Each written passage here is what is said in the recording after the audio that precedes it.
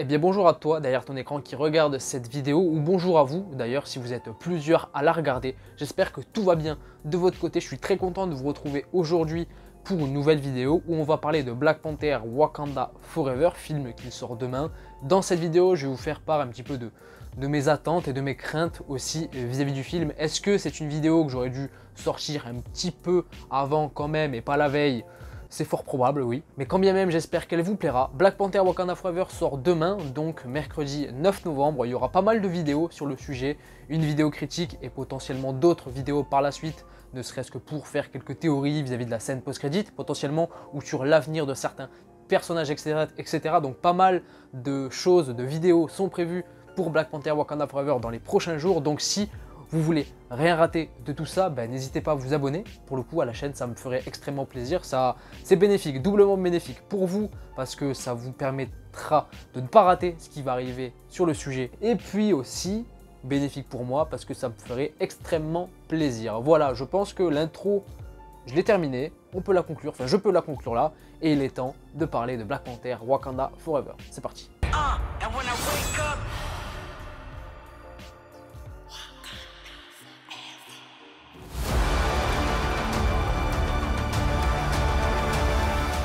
Alors pour être très honnête avec vous, je vais tout de suite embrayer sur les craintes que je peux avoir sur ce film, et franchement je vous dis la vérité, j'en ai pas. J'ai pas spécialement de crainte avec ce projet. Alors c'est peut-être un excès de confiance que j'ai vis-à-vis de ce film, mais je pense sincèrement que Marvel Studios ont fait les choses bien, parce qu'ils n'ont pas le droit à l'erreur pour ce film. Ils n'ont pas le droit à l'erreur pour ce film, celui-ci en particulier quand même, un petit peu plus que n'importe quel projet de la phase 4 selon moi, parce qu'il y a beaucoup de variables autour, il y a beaucoup de choses qui gravitent autour de bonnes et de malheureuses raisons, hein, on va pas se mentir. Mais j'ai une totale confiance. J'ai une totale confiance en Marvel Studios, j'ai une totale confiance en Ryan Coogler aussi, qui est le réalisateur du film, qui avait déjà réalisé le premier, donc il connaît un petit peu son sujet. Il a probablement sa ligne directrice, en tout cas j'espère pour lui.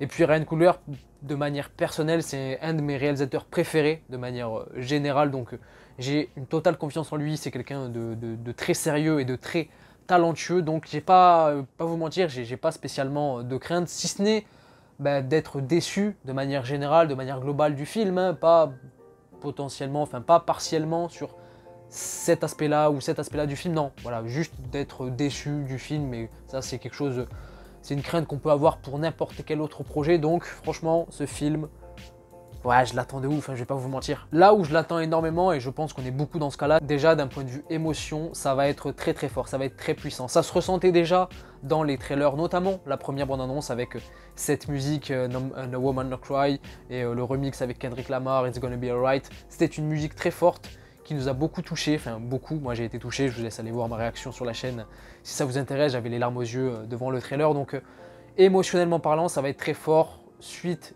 évidemment au malheureux décès de Chadwick Boseman qui nous manque énormément et qui nous manquera, je pense, éternellement sans doute. Ce film représentera un hommage, ce film représentera une lettre d'amour à Chadwick Boseman, non seulement pour ce qu'il a incarné, pour le personnage de T'Challa, mais aussi au-delà, parce qu'il représente énormément plus, mais aussi sans doute à travers l'héritage qu'il a laissé derrière lui.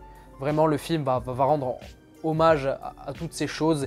Et là où j'attends le film plus particulièrement, et j'espère que ce sera le cas, c'est que le film, à travers cet hommage, à travers cette lettre d'amour sans doute, nous fasse comprendre que on attend tous de savoir qui va être le prochain ou la prochaine Black Panther, et on aura la réponse dans le film. Mais là où le film, je l'espère, il va nous faire comprendre que T'Challa, il sera irremplaçable, et qu'ils vont pas chercher à le remplacer. Ils vont vraiment mettre l'accent sur le fait que le malheureux décès de T'Challa, dans l'histoire en elle-même, dans la diégèse du film et de l'univers partagé, la mort de T'Challa va représenter un vide, a laissé un vide, et que ce vide-là ne pourra jamais être comblé, et il ne faut pas le combler. Il faudra juste aller de l'avant et vivre avec. Ce sera méta aussi par rapport au malheureux décès de l'acteur, hein, dans la vraie vie, de Chadwick Boseman, qui, je le répète, est une perte qui a touché énormément de monde. Je galère à trouver mes mots, qui a touché énormément de monde, dont moi. Et depuis, il y a un certain vide qui est là, et à travers tout ce film, j'espère vraiment qu'il va mettre en avant le fait qu'il ne cherchera pas à le remplacer, ils ne chercheront pas à combler ce vide. Ils vont le laisser tel quel, mais il faudra juste avancer et vivre avec éternellement. En fait, tout simplement. J'ai été très long sur cette partie, mais je tenais vraiment à le préciser. Donc niveau émotion, je pense qu'on sera servi, sans nul doute, pour ma part, de manière très personnelle aussi, le film le plus émouvant du MCU depuis Avengers Endgame à ce jour-là dans la phase 4 et sur les différents films que nous avons eu au cinéma. Le film qui m'a le plus ému et le plus touché, c'est Spider-Man No Way Home. Je dis pas que c'est le meilleur film de la phase 4 depuis Endgame, en tout cas c'est celui devant lequel j'ai ressenti le plus d'émotions. J'ai eu des frissons, j'ai été galvanisé par ce que je voyais à l'écran, j'ai eu les larmes aux yeux, enfin voilà. Énormément d'émotions, mais je pense que ce Black Panther Wakanda Forever va être à un niveau au-dessus en termes d'émotions pour des raisons que je viens de citer à travers l'hommage, etc. Et puis à l'histoire qui va sans doute développer. Et ce qui me fait plaisir aussi avec ce film, c'est qu'on va revoir le Wakanda, on va retourner au Wakanda, on va retrouver cette ambiance culturelle, cette ambiance visuelle, cette ambiance musicale qui fonctionnait extrêmement bien dans le premier, qui était vraiment un très gros point positif et qui a même voilà cette ambiance culturelle, musicale qui a fait du Wakanda un lieu mythique maintenant, hein, presque aussi mythique qu'Asgard dans le MCU, j'ai envie de dire. Ça va faire extrêmement plaisir de retourner dans ce lieu mémorable et aussi de retrouver certains personnages. Voilà, une des grosses forces aussi du premier film, du premier volet, c'était tout le roster de second personnages qui était grave intéressant, tel que Okoye. Okoye, si on enlève T'Challa dans le premier film, c'est vraiment le personnage que j'apprécie le plus et ça va me faire plaisir de revoir ce personnage dans le film, interprété par Danai Gurira, etc. Revoir aussi Lupita Nyong'o en Nakia, qui n'est pas forcément le personnage qui me fascine le plus dans le premier, mais c'était quand même un bon personnage qui servait à quelque chose et ça va me faire plaisir justement de la revoir aussi. M'Baku, qu'on adore tous. Ramonda, incarnée par Angela Bassett, la mère de T'Challa, qui, à travers le trailer, va sans doute avoir un rôle beaucoup plus important que dans le premier. Et l'actrice va sans doute nous livrer une performance exceptionnelle dans le film. Ça se voit à travers les trailers, encore une fois. Et puis aussi, Shuri, la petite sœur de T'Challa, qui avait le rôle du comic relief, de la comic relief, hein, dans le premier film, voilà, la petite touche de légèreté. Là, dans ce film, va y avoir sans doute une grosse évolution de sa part. C'est un personnage qui va prendre énormément de place, de galon, qui aura une certaine évolution. Ce sera plus forcément la petite sœur rigolote qu'on appréciait tous par sa légèreté dans le premier.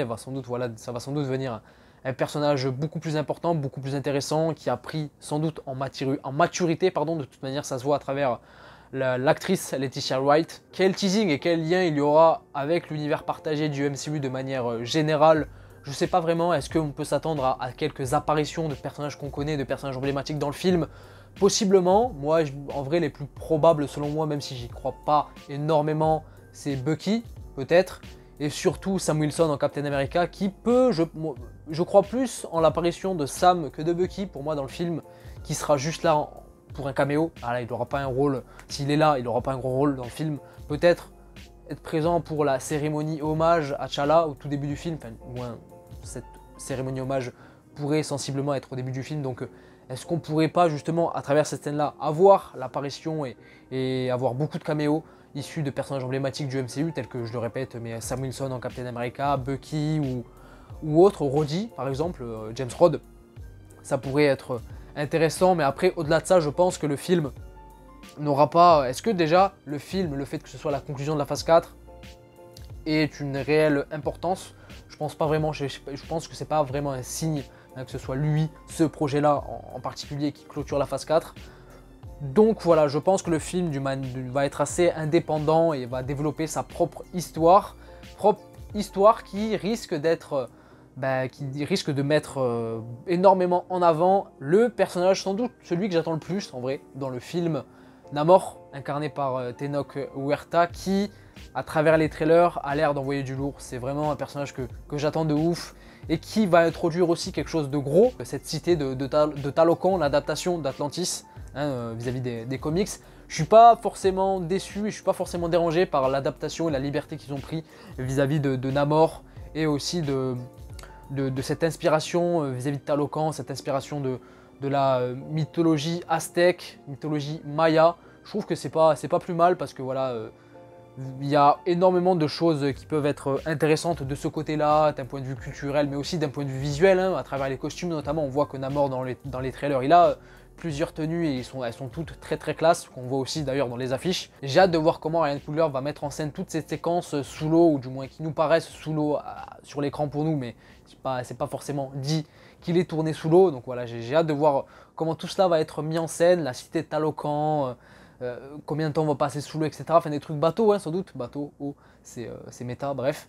J'adore l'humour, c'est exceptionnel. J'aime beaucoup déjà Tenoch Huerta. En vrai, à travers les trailers, il dégage vraiment un certain charisme, donc d'un point de vue interprétation. Après, j'ai pas vu le film, donc je sais pas réellement ce qu'il donne, donc je juge que sur ce qu'on a vu.